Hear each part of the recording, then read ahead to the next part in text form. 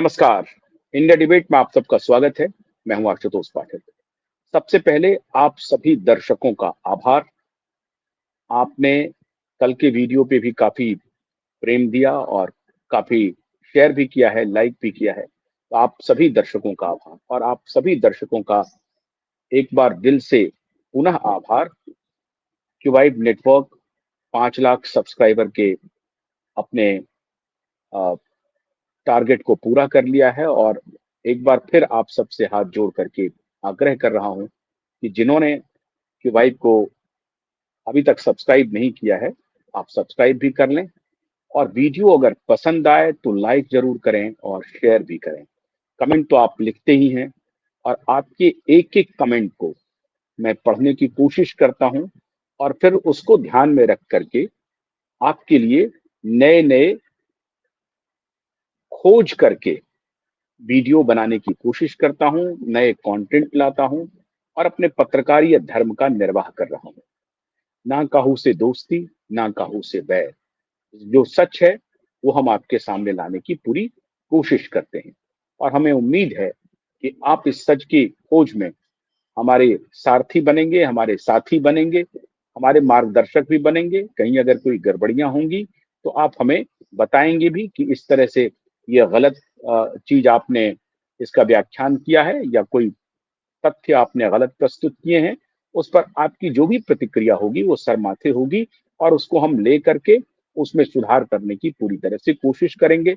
हम भी इंसान है, हो सकता है हमसे गलती भी हो, तो जहां अगर गलती आपको दिखे तो आप उसे पॉइंट आउट करें और उस गलती को हम सुधार करते हुए आगे बढ़ेंगे। कल जो मैंने आपको बताया था कि किस प्रकार से मोदी के तख्ता पलट की प्लानिंग हो रही है अमेरिका में, आज मैं आपको बताने जा रहा हूं कि मोदी को तख्त से उतारने के लिए कोई आज की प्लानिंग नहीं हो रही है, बड़ी लंबी प्लानिंग है। और मैं आज आपको एक घटना का जिक्र करना चाहूंगा। मुझे याद है 26 मई 2014, उस दिन आ, आम चुनाव का रिजल्ट आया था और हम लोग साउथ दिल्ली के जो एक इलाका है, उसको चाणक्यपुरी के नाम से वो इलाका मशहूर है। चाणक्यपुरी के इलाके में हम लोग एक क्लब में बैठे हुए थे। उस क्लब में मैं नाम नहीं लूंगा, लेकिन एक देश के सबसे लब्ध प्रतिष्ठित विश्वविद्यालय के एक प्रोफेसर साहब भी बैठे थे और उनके साथ उस यूनिवर्सिटी के बहुत सारे स्टूडेंट थे और उनके बहुत सारे मित्र भी थे। मैंने देखा कि उनके अंदर अजीब तरह की तड़प थी और हम एक स्टूडियो से बाहर आए थे, रिजल्ट आया था। बहुत अजीब तरह की तड़प थी और वो कह रहे थे कि आपको नहीं मालूम है, जो शख्स प्रधानमंत्री बनने जा रहा है वो आसानी से सत्ता से हटेगा नहीं। आप उसे हटाने की भी कोशिश करेंगे तब भी नहीं हटेगा।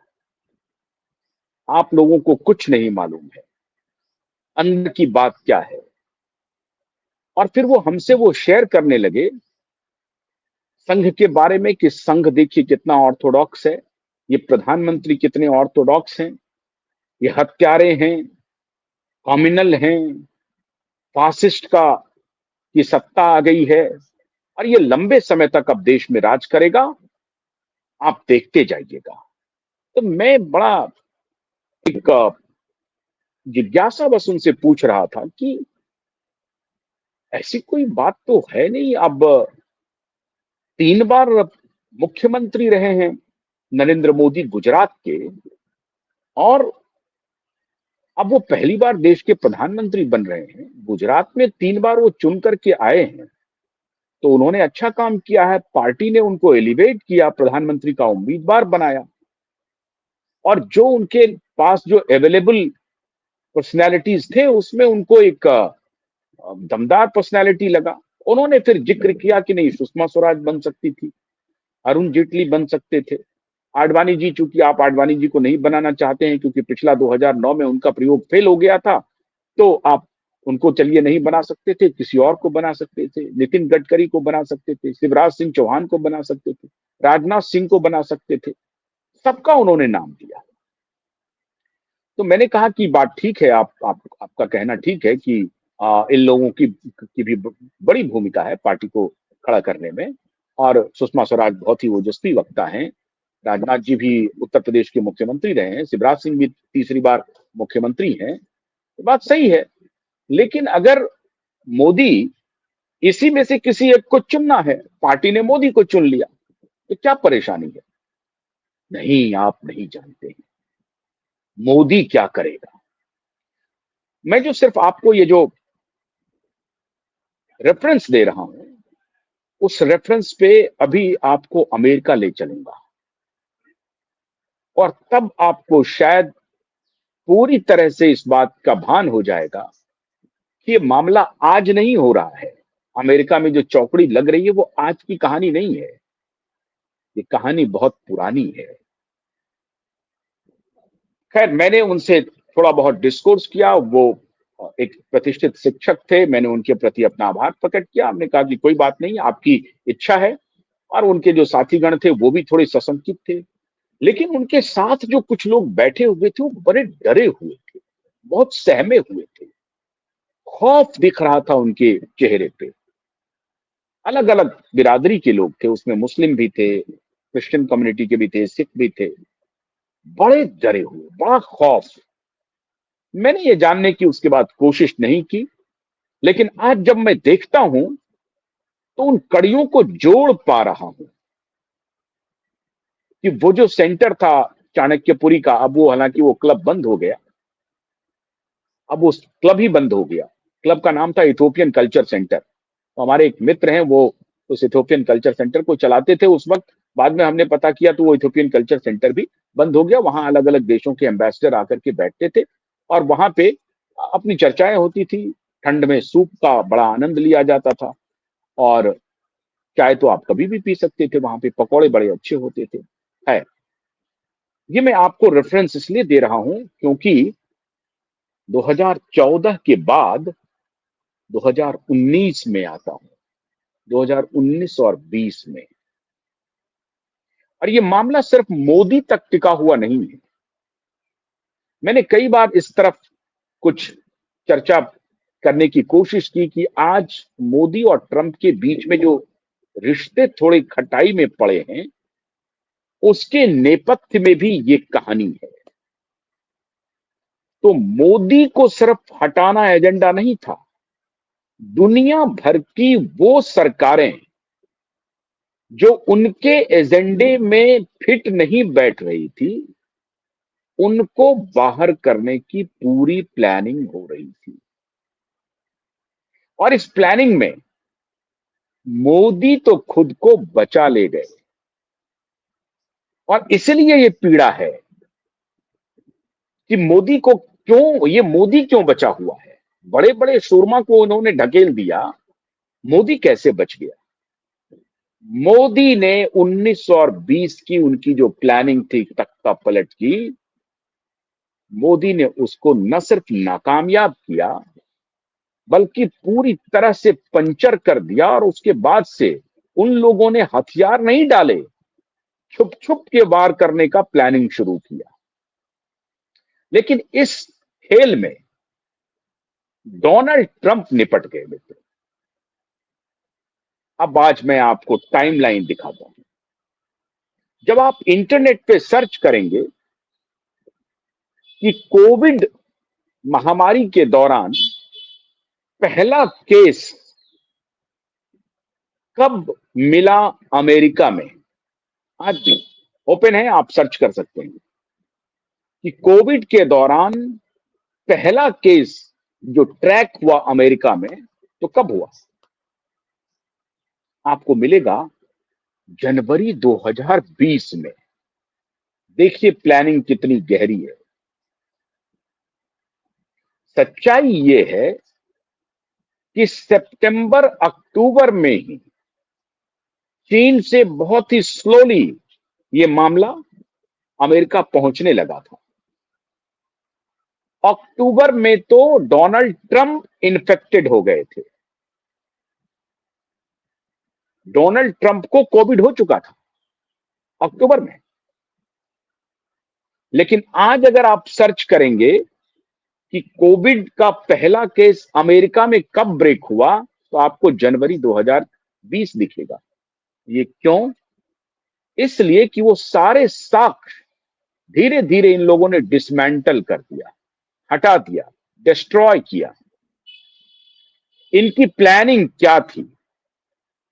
आज मैं आपको इनकी प्लानिंग खोल करके बताता हूं, और आप हैरान हो जाएंगे, ऐसा भी हो सकता है। On Friday October 2, President Donald Trump tested positive for the novel coronavirus. At the time of the president's diagnosis, over 7 million Americans had contracted the disease and over 2 lakh had died from it. जब Donald Trump को infection हुआ, उसी दौरान लगभग 7 million, मतलब 70 lakh American infected थे।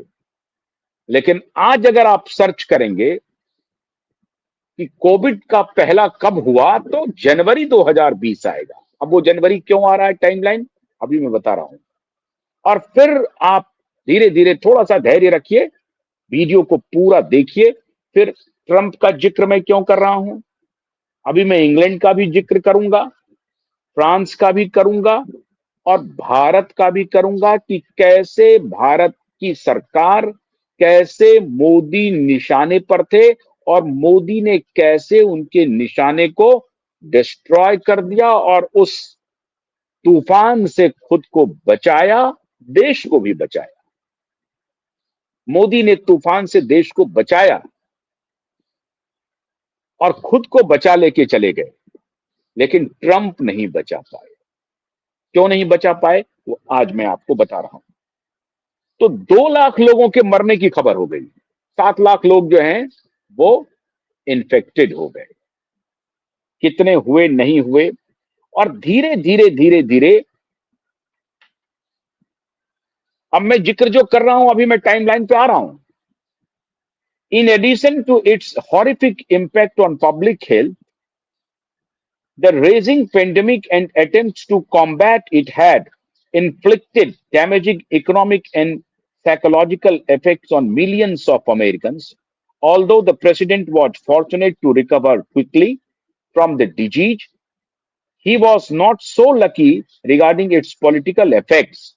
COVID 19 was the preeminent issue on many voters' minds in the autumn of 2020, and analysis of national survey data indicate that their concerns about the pandemic eroded Trump's already problematic re-election chances, operating in a context of deep partisan and ideological polarization, inflamed racial tensions, and widespread civil unrest. अब मैंने जो ये जिक्र किया, ठीक अमेरिकी presidential election से पहले कोविड ब्रेक होता है। निशाना ट्रंप थे, और आज अगर ट्रंप ने डब्ल्यूएचओ से अमेरिका को बाहर निकाला, तो उसकी पृष्ठभूमि में यही है। अब सब बात मैं धीरे धीरे बता रहा हूं अभी आपको, रुकिए। कोविड के ठीक पहले अमेरिका की क्या स्थिति थी? कोविड के पहले ठीक अमेरिका की स्थिति थी,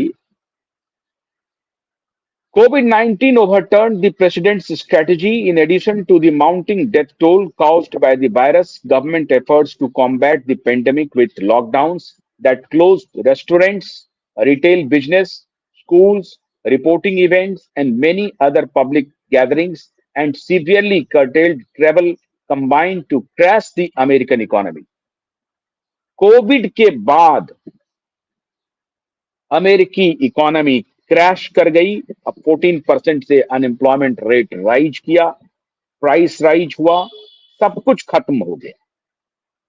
लेकिन कोविड के पहले अमेरिका के जो हालात हैं वो बिल्कुल परफेक्ट हैं, सब कुछ अच्छा चल रहा है, इकोनॉमी ऑन द राइज है, अनएम्प्लॉयमेंट रेट डिक्लाइन कर रहा है, ग्रोथ अच्छा चल रहा है, दूसरे देशों से रिश्ते अच्छे हैं, भारत के साथ रिश्ते अच्छे हैं, पूरी दुनिया के साथ ट्रंप का पहला टेन्योर बहुत अच्छा रहा।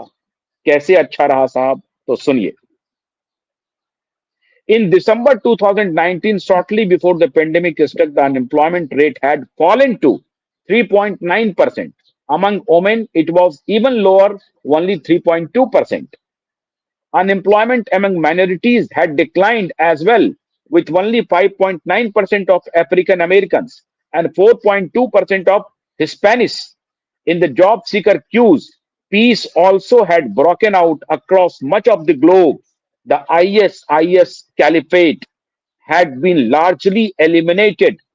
Troop reductions were occurring or had been planned for Afghanistan, Iraq, and Syria, although Trump had engaged in an abundance of bellicose rhetoric.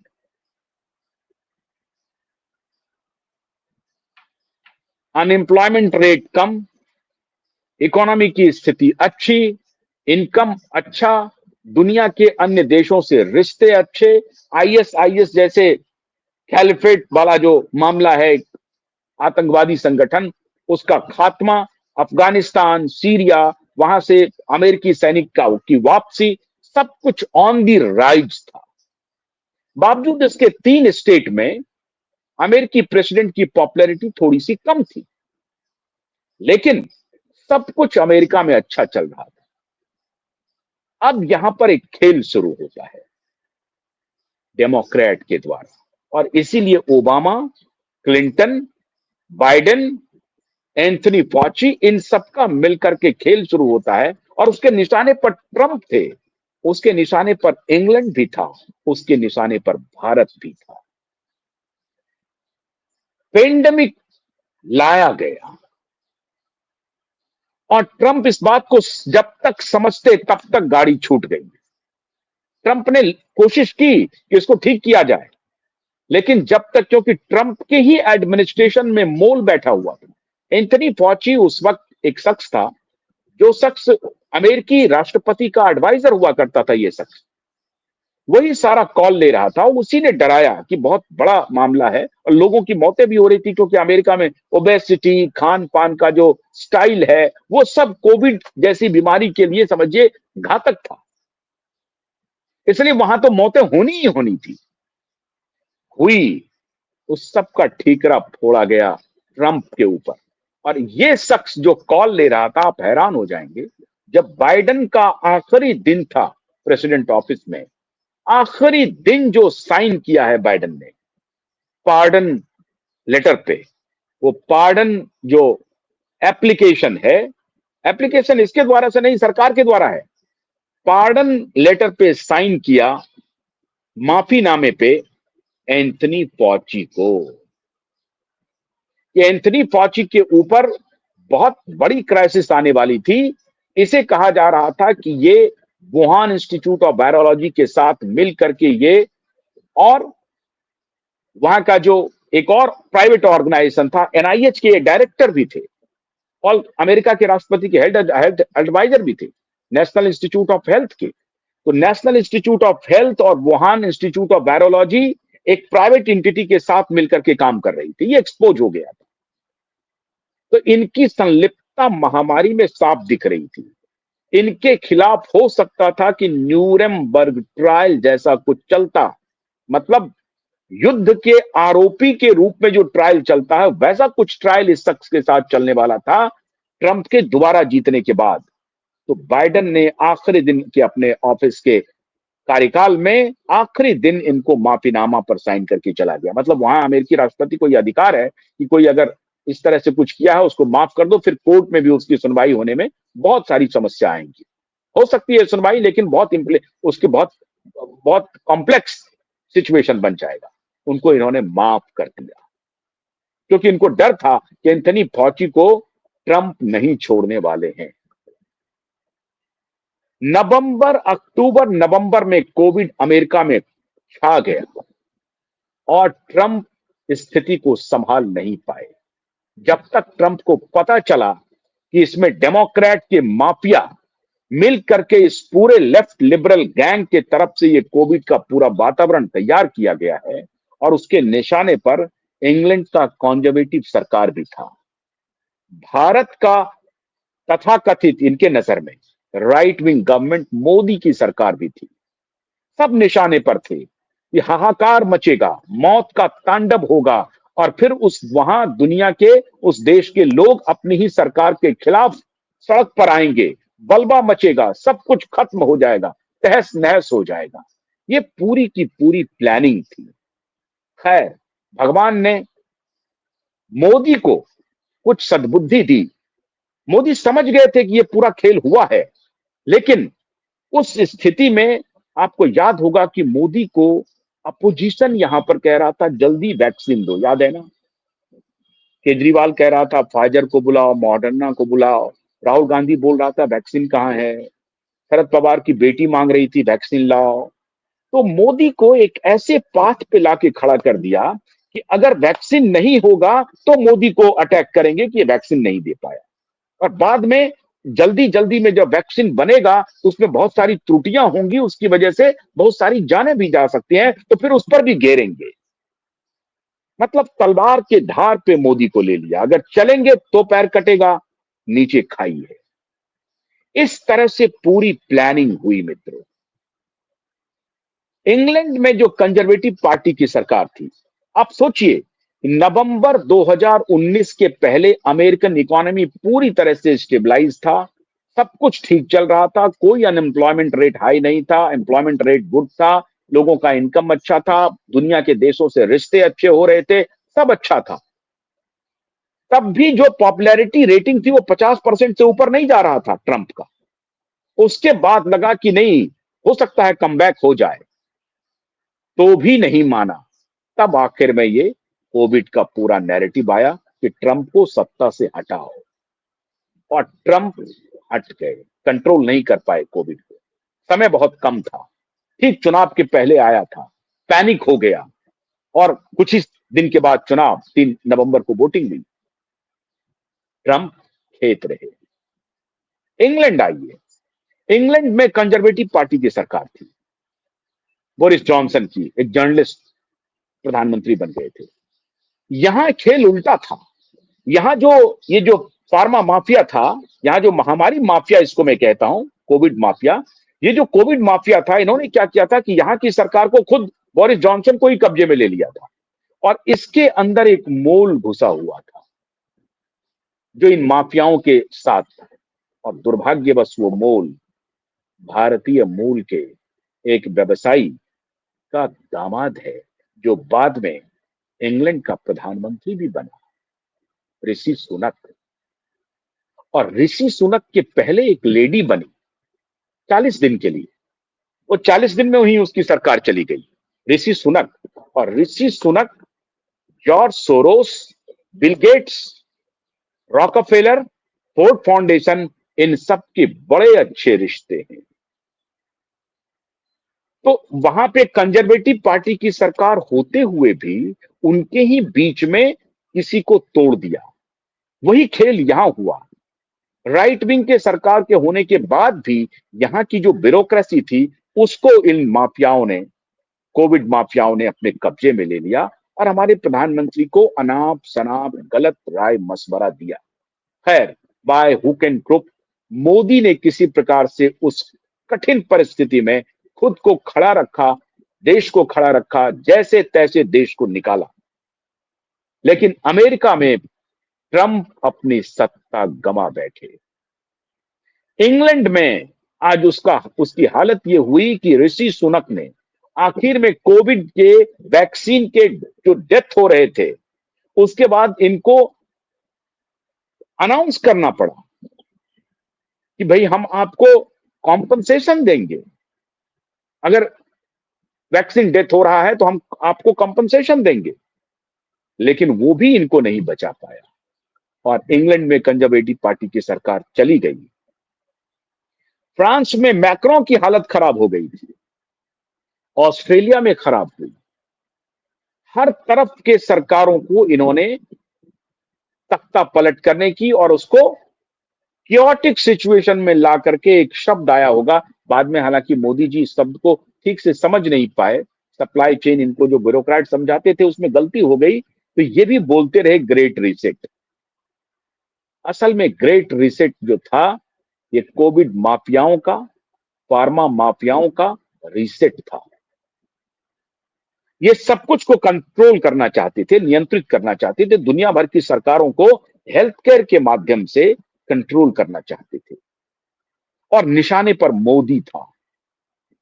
और इसीलिए भारत में बड़ी तेजी से मांग हो रही थी, जल्दी दबा लाओ, जल्दी दबा लाओ। और इसके लिए उनको पैसे मिले थे मित्रों, पैसे। मैंने कल भी आपको बताया, राजीव गांधी फाउंडेशन को Bill Gates and Melinda Gates foundation से 118 करोड़ रुपए मिले हुए हैं, 118 करोड़। शरद पवार के परिवार को हजारों करोड़ रुपया सीरम इंस्टीट्यूट से मिला हुआ है और सीरम इंस्टीट्यूट में स्टेक है बिल गेट्स का। भारत बायोटेक में स्टेक था बिल गेट्स का। जब तक हमारे प्रधानमंत्री इन सब बातों को समझ पाते, बहुत विलंब हुआ था, क्योंकि आप तैयार नहीं थे इन सब चीजों के लिए। और इस सब के पीछे ब्यूरोक्रेट्स हुआ करते थे। अंदर ही बैठा हुआ था मोदी की तख्ता पलट की प्लानिंग लेकर के, मोदी का लोग बनकर के मोदी के साथ बैठा हुआ था। मोदी वस्तु स्थिति को समझ गए, मोदी ने उनके मंसूबे पर पानी फेर दिया। जिस प्रकार मैंने आपको बताया कि ठीक नवंबर के पहले अमेरिका की इकोनॉमिक पॉलिसी, इकोनॉमिक स्थिति बहुत अच्छी थी, ट्रंप के दोबारा जीतने की संभावना थी, लेकिन ट्रंप को ठीक इलेक्शन के पास पंक्चर किया गया और खत्म हो गए। आज अगर ट्रंप डब्ल्यूएचओ, पहला जैसे ही ट्रंप ने पहले दिन का ऑफिस संभाला 20 जनवरी 2024 को, 2025 को, उन्होंने पहला निर्णय लिया, डब्ल्यूएचओ अमेरिका को बाहर किया। और चूंकि उस वक्त भारत की सरकार थोड़ी बहुत इन माफियाओं के इसको समझ नहीं पाई, वो इसलिए अपने को बचा रही थी कि ये माफिया हो सकता है कि हमें टॉपल करने की कोशिश करेगा, हमारे खिलाफ देश में माहौल बनाएगा, तो उसका साथ लेकर के रहा, क्योंकि उन्होंने पूरे मीडिया को खरीद लिया था। मीडिया में रात दिन खबरें आ रही थी, इतने लोग मर जाएंगे, मर जाएंगे, मर जाएंगे। तो इनका इरादा था कि मोदी को घेर लो, चारों तरफ लाशों का ढेर खड़ा करो और फिर मोदी के खिलाफ माहौल बनाओ। क्योंकि 2019 में डिवाइडर इन चीफ से तो बात बनी नहीं। डिवाइडर इन चीफ आर्टिकल्स लिखे जा रहे थे टाइम मैगजीन में, लेकिन थंपिंग मेजॉरिटी से मोदी आ गया। ट्रंप के खिलाफ भी पिछला चुनाव हुआ 2017 का, उसमें पूरा माहौल बना, लेकिन ट्रंप जीत करके आ गए, जिसमें मोदी गए थे और कहा था आपकी बात ट्रंप सरकार।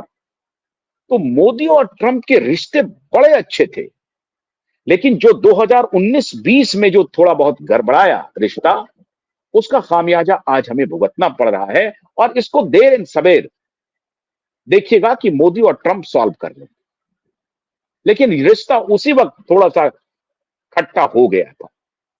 लेकिन भारत सरकार की मजबूरी थी इन माफियाओं को पकड़ते हुए, क्योंकि माफिया के बड़ा गेम प्लान हो गया था कि लाशों का ढेर खड़ा करना है और मोदी को बाहर कर देना है। तो मोदी नहीं कर पाया और उसका अगला, अगर इस चुनाव में आ गया है, अगले चुनाव जाते जाते खत्म कर देंगे। और ठीक इस चुनाव के पहले, 2024 के पहले का इनका और टाइमलाइन देखिए। जब ये देखा कि मोदी ने को जो दवा, मतलब वैक्सीन, जो रेमेडी था, रेमेडी के मामले में मोदी को परास्त करना था कि मोदी के पास कोई रेमेडी नहीं है, मोदी के पास कोई प्लानिंग नहीं है, तो बेकार में आ गए हैं, ये तो खत्म है, ये अपनी जनता को बचा नहीं पाएंगे। तो देखा कि ये तो जनता को किसी तरीके से बचा लेके चला गया। तो फिर 24 में जो उसका प्राइम एजेंडा था डिपॉपुलेशन का एजेंडा पूरा चल रहा था पूरी दुनिया में। दुनिया भर के लोगों को मारो, पॉपुलेशन कंट्रोल करो। और इस पर मैं बहुत पहले एक वीडियो बनाया हूं कि किस प्रकार से एलन मस्क और बिल गेट्स दोनों दुश्मन हैं। जैकमा, चाइना के जो जैकमा है, वो दोनों दुश्मन हैं। ये लोग कह रहे हैं कि पॉपुलेशन बड़ी समस्या नहीं है, पॉपुलेशन ऑन डिक्लाइन है, पॉपुलेशन कोलैप्स है, एजिंग हो रही है, हमारी युवा आबादी पूरी दुनिया में घटती जा रही है, और ये पापी कह रहा है कि पॉपुलेशन बढ़ता जा रहा है। आज से 50 साल के बाद जो साइकिल शुरू होगा उसमें पॉपुलेशन और डिक्लाइन कर जाएगा। जापान में एजिंग पॉपुलेशन हो रहा है, यूरोप पूरा क्राइसिस में जूझ रहा है, अमेरिका की भी वही स्थिति है। एक एशिया में चाइना और भारत थोड़ा सा सस्टेन कर रहा है, लेकिन इसके बारे में भी एलन मस्क कह रहे हैं कि आने वाले 100 वर्षों में पॉपुलेशन डिक्लाइन करेगा। लेकिन ये माफिया कह रहा है कि नहीं, पॉपुलेशन ऑन द राइज है। यूरोप में आप जाकर के देखिए, घर के घर खाली हैं। जापान में देखिए, घर के घर खाली हो रहे हैं, बूढ़ा पॉपुलेशन आपको मिलेगा वहां पे। रूस में पॉपुलेशन की ये हालत है, इतना बड़ा रूस, 14 करोड़ की आबादी है मात्र, और ये माफिया सब जगह घूम घूम के कहता है कि पॉपुलेशन बहुत बढ़ गया है। तो ये, और इसी को ये ग्रेट रीसेट कह रहा था। तो इन सब कुछ फोनेटिक्स की वजह से थोड़े रिश्ते खराब खराब हुए मोदी और ट्रंप के। लेकिन अब धीरे धीरे मोदी चूंकि समझ गए थे, तो मोदी ने कहा कि नहीं, हम वैक्सीन देंगे। अगर वैक्सीन नहीं देते तो ये फैलाते कि मोदी वैक्सीन देने में नाकाम रहा, और इनको मालूम था कि वैक्सीन का फिर एडवर्स इफेक्ट होगा, तो फिर हम ये नैरेटिव देंगे कि अरे वैक्सीन देके मार दिया। हम लोग हालांकि उस वक्त अलर्ट करते थे हमारे अपने प्रधानमंत्री को। ठीक मई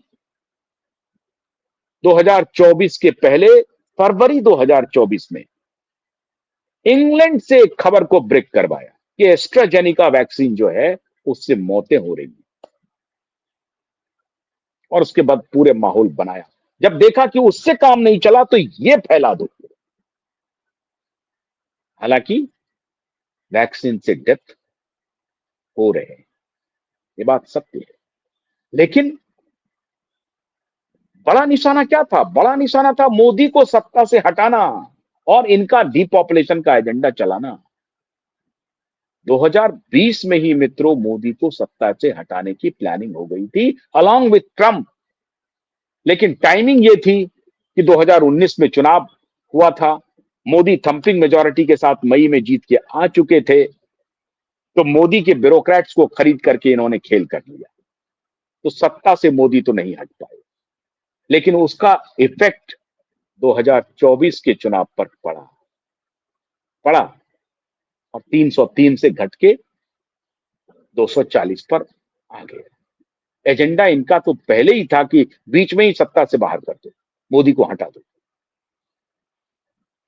तो ये इन माफियाओं की पूरी और इनकी इसकी इसकी प्लानिंग में भारत का पूरा एक कुनबा, जिसके बारे में मैंने कल आपको बताया है, ये सब मिलके काम कर रहे थे, सब आज भी कर रहे हैं, बदस्तूर है, जारी है। अमेरिका में बैठक हो रही है, इंग्लैंड में बैठक हो रही है, हर जगह बैठक हो रही है। तो मोदी को कैसे बाहर निकाला जाए? मोदी लेकिन नहीं निकल पा रहे। तो 2020 में जिस तरह से मोदी ने प्लानिंग को फेल किया, हम उम्मीद करते हैं आने वाले दिनों में भी मोदी इनकी प्लानिंग को फेल करेंगे। बहुत बहुत शुक्रिया। नमस्कार।